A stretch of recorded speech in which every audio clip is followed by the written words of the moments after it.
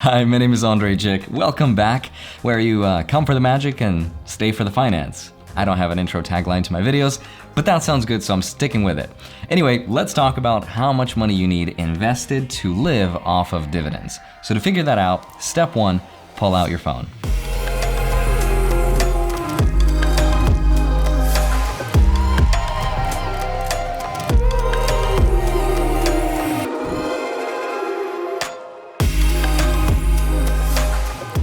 I can't be the only one that takes my phone out like that.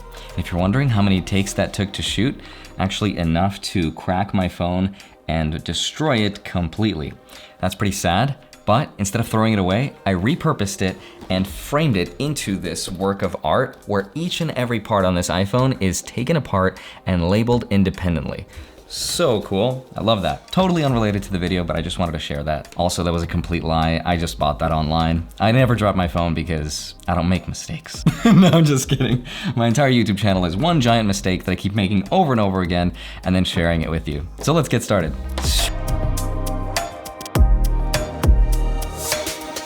So today I wanted to talk about investing and how much money you need to live off of dividends and passive income. So just the other day I had a good friend of mine ask me some really basic questions about investing, and that told me two things. Number one, she never watches my YouTube videos. So thank you, Anna. Thank you so much for being such a supportive, great friend. And number two, it tells me that most people are probably not sure or not aware of exactly how investing works, especially as it relates to dividend investing, passive income, and the tax implications of all that stuff. So I wanted to make this video to hopefully help her out by taking you behind the scenes and showing you how much money I made, as well as how I think about all this stuff to begin with. And at the very least, hopefully it inspires you to start your very own journey or help out a friend who you think could use it and share it with them. So anyway, let's go over exactly how much money I made in dividends last month. So November, crazy month. Let me open up Robinhood and show you that in the last month, I made $26,168. That is an insane amount of money to make in just 1 month. And you've heard of compound interest, right? Where you invest money, that money grows into even more money, and so on and so forth. Well, this is happening for me in real time, and it's pretty cool to see it grow. And at some point, your stock portfolio will reach a point where it will make you more money than you do from your 9-to-5 day job. Now, the reason that I was able to make $26,000 in 1 month, or almost 11%, is because we had a really good month in November. And that's really why that happened, because energy, financials, and utilities, or boring blue chip stocks, really led the way.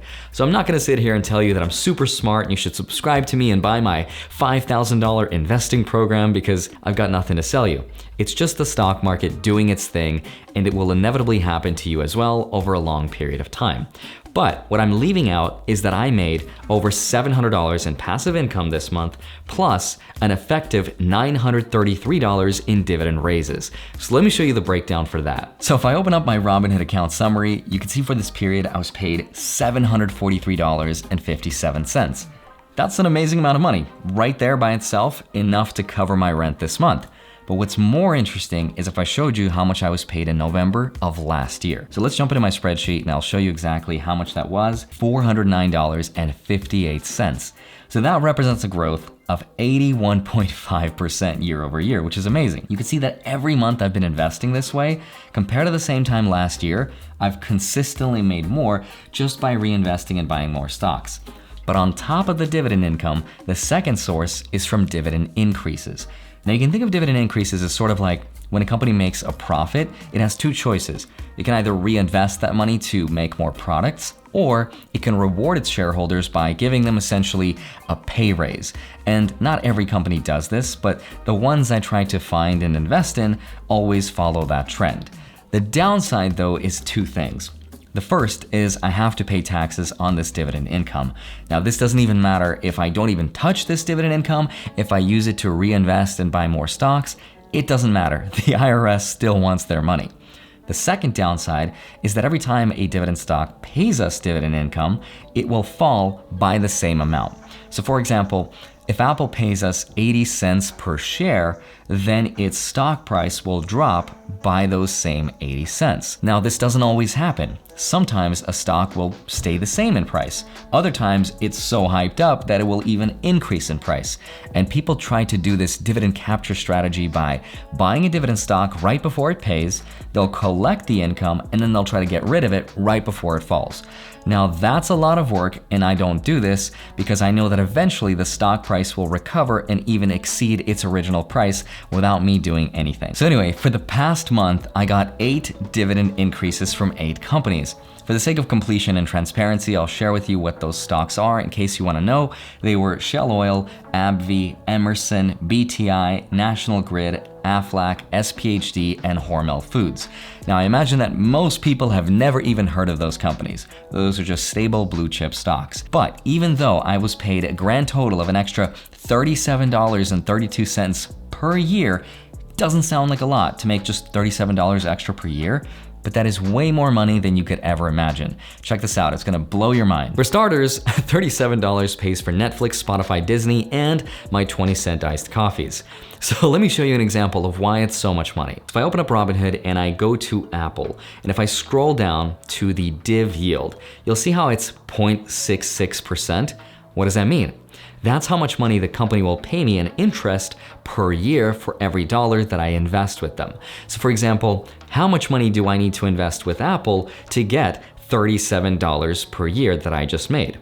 So here's how we do that. We take the $37, how much money I made, and divide it by the dividend yield, 0.66%.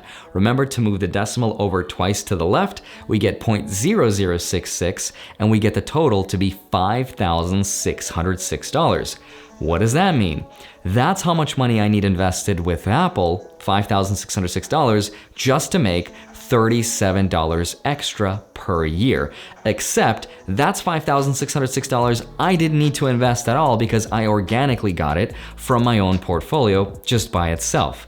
So let me show you another example. Now, a company called AbbVie. You've probably never heard of them, but they're a great biopharmaceutical company that I own quite a bit of. Great blue chip stock. So if I scroll down, it shows me a div yield of 4.4%. So we can do the same math. $37, which is the amount that I made, divided by 0.044. That's moving the decimal over twice to the left, and we get $840, which is way lower than Apple's $5,606. What does that mean? That means that I need to invest a lot less money with AbbVie than I do with Apple to make the same $37 per year. Now, does that make AbbVie a better choice and a better stock to invest in? No, not really. It just means that AbbVie is more concentrated on rewarding its shareholders through paying dividends, whereas Apple is more concentrated on taking its profits and making the company grow, therefore the stock price grows alongside.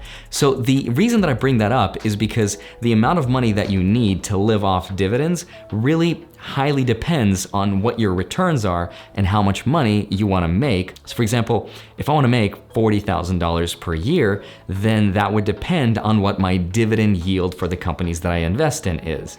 So if that sounds way too complicated, way too confusing, which I realize for some, maybe it is, let me show you a better specific example using my portfolio. All right, so this is my little spreadsheet that's available on my Patreon in case you want to go get it. Links down below. But first, let me enter my dividend income. So you can see $743.57, enter, and it's gonna show me some pretty cool stuff. First, in the sector section, it'll show me all of my different income streams from the different sectors in the stock market. Then it'll show me my diversification as far as all the different stocks and where that income is coming from. And it's gonna show me a summary of how much money it's predicting me to make this year. So around $8,000. Now, here's what's really interesting. Robinhood doesn't have this feature for whatever reason, I don't know, so I've included it, which is the average dividend yield across all of my different stocks, of which you can see I have many. So it shows me a dividend yield of 3.79%. What does that mean? It's a really interesting number because let me hypothetically ask you, how much money do you want in retirement? For me, it's, let's say $40,000 per year. That's an average solid income to make without a job.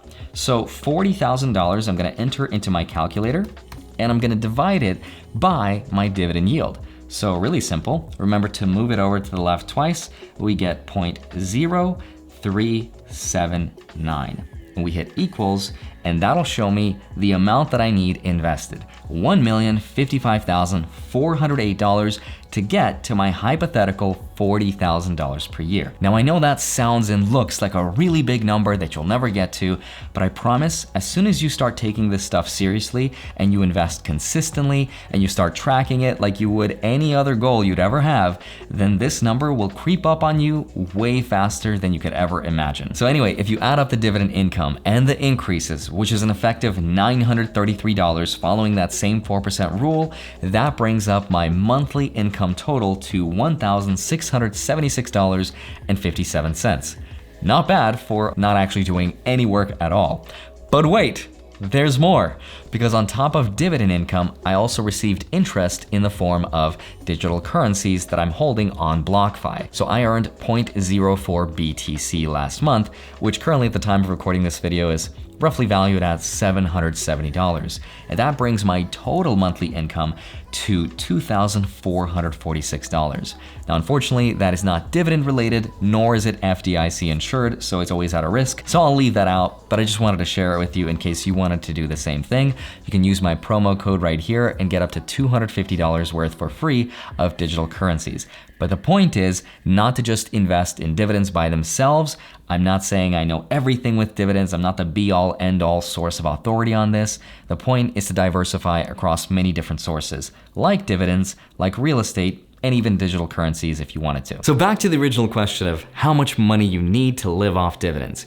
It depends on how much money you want to make. So for example, for most people, that's going to be between $40,000 to $50,000 per year, where it guarantees that you could live virtually anywhere in the world very comfortably. But if you want to do that way earlier, you could do something called geographical arbitrage, where instead of using their native currency, you're using the dollar's purchasing power to be able to afford yourself as much as 4 times the amount of stuff just by spending the dollar instead of their native currency.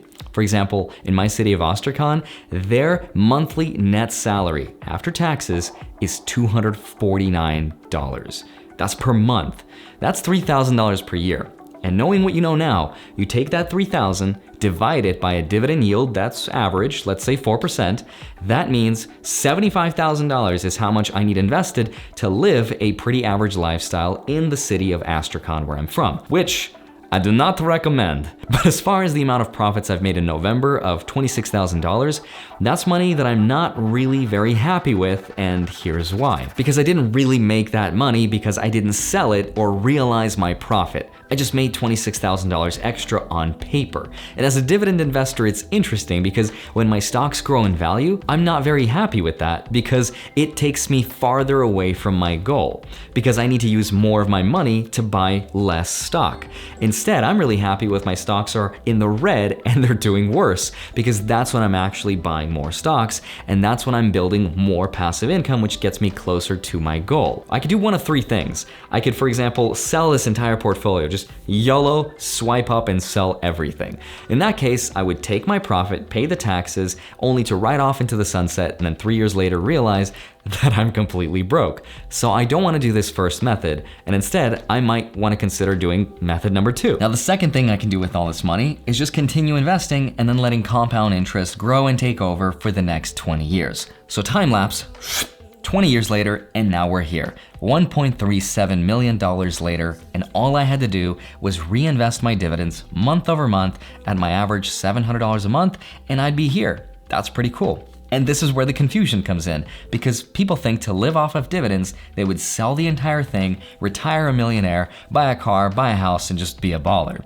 But that's not very tax efficient because you have to pay capital gains taxes, which is really simple. It's taxes on the gains on your capital, which makes sense. You don't have to pay taxes on that entire amount, just the taxes on the difference between what this amount is and what you personally contributed to it, which is the principal amount. So in this case, I would pay $0 in taxes for my first $40,000, then I'd pay 15% tax rate for the first $40,001 to the next $441,450. And then anything above that, I would pay 20% on. So that's not the strategy I would go with either, because there's a better, more tax efficient way of going about it. Because the third way is to live off the interest of your portfolio. So let's say I hypothetically got to my $1 million portfolio, I'm living off of $40,000 a year. That's amazing, because if I can keep it at 40K or under, then my tax rate for my capital gains is actually 0%.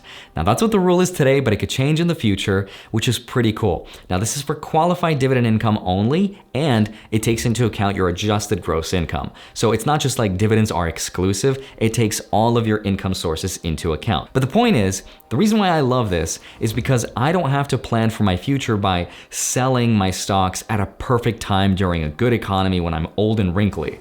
Instead, I can plan for my future based on my cash flow today and based on my debt today. And that's way easier and makes way more sense to me. Now, if you want to pay less in taxes, you can create a Roth IRA account where dividend stocks you buy in that account and the income you receive is going to be 100% tax-free.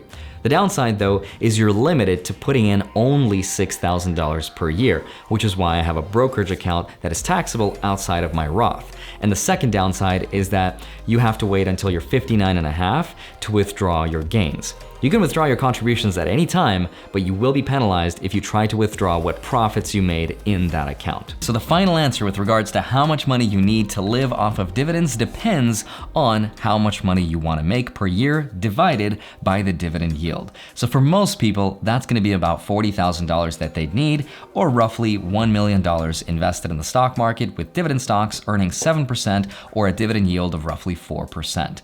So that's really the answer. Now for me, I want to make closer to $100,000 per year, and that's a $2.5 million portfolio.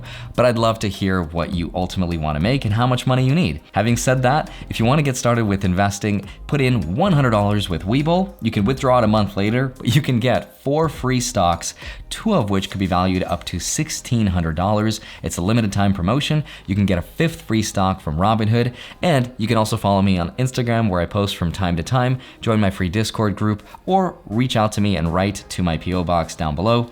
Love you. Thank you so much for watching my video. I will see you back here on Monday and Friday, sometimes a Wednesday, and I'll see you soon. Bye-bye.